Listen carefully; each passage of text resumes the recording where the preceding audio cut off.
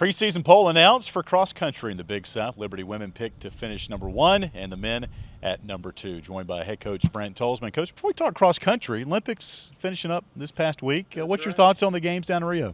Oh, I wish we had some of those people on our team. Yeah, that was That'd be great. The U.S. had an amazing performance, and then the women especially had amazing performance. I think Title IX has swung the pendulum the other way, so it's time for us just to have equality completely in athletics and go on. The girls are doing great, and even if you look at our team, we've got 9-10 guys on our team, and we got 20 girls on the team.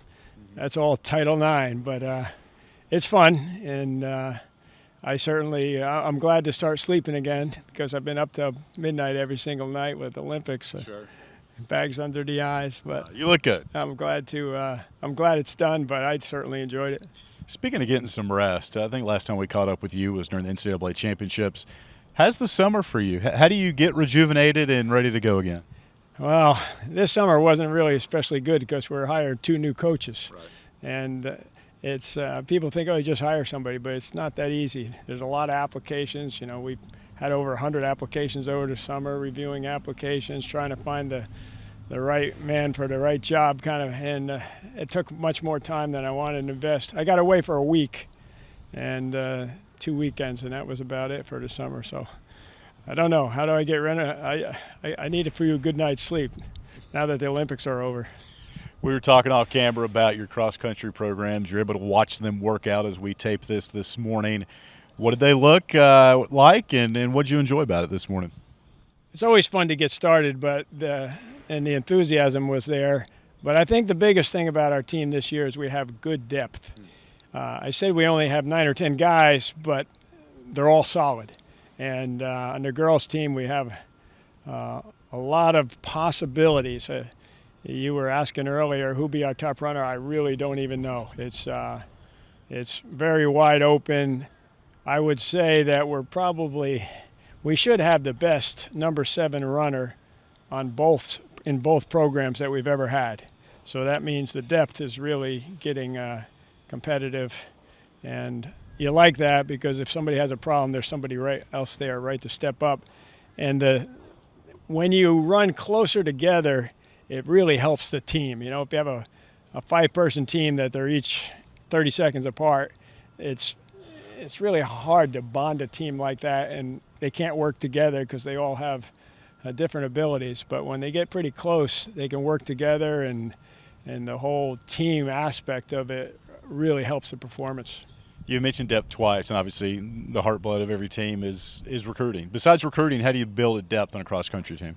Well, we do get a lot of kids that walk on that aren't quite up to the level of what we're looking for, but if they have good heads and good hearts and they're committed, a year or 2 can make a lot of change. And it's always almost fun to see when they go home for summer who comes back a different person, because once in a while I'll just even see somebody that I saw in May when they went home, and I'm like, whoa, well, what happened to you? They just look much fitter, and they got serious on their own and did the work, and you can really step up over the summer. I've seen it happen many times. I've seen girls go from, I remember Piper Newby. I think she ran 8th for us one year, and then the next year she came back, she was the #1 runner.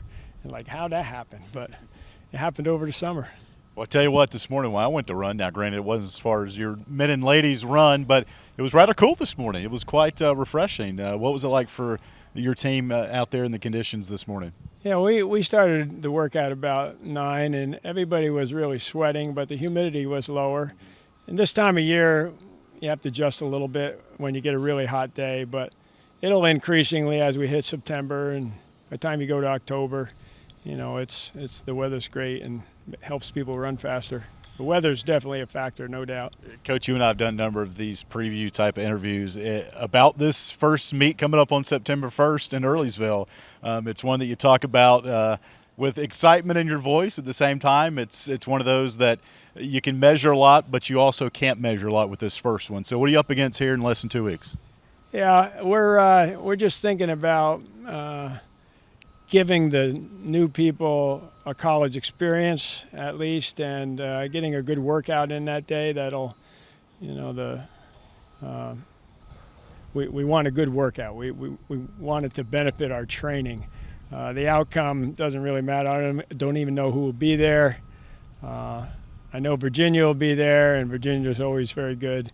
But other than that, that's not what we're going for the competition. We're just going to have an early date so we're allowed to start practicing by a certain date. But it'll be fun. It's always fun to get started. It's always fun to catch up with you as well, Coach. Appreciate the time, and have fun here in a couple of weeks. We hope to. It's head cross country coach Brant Tolsma.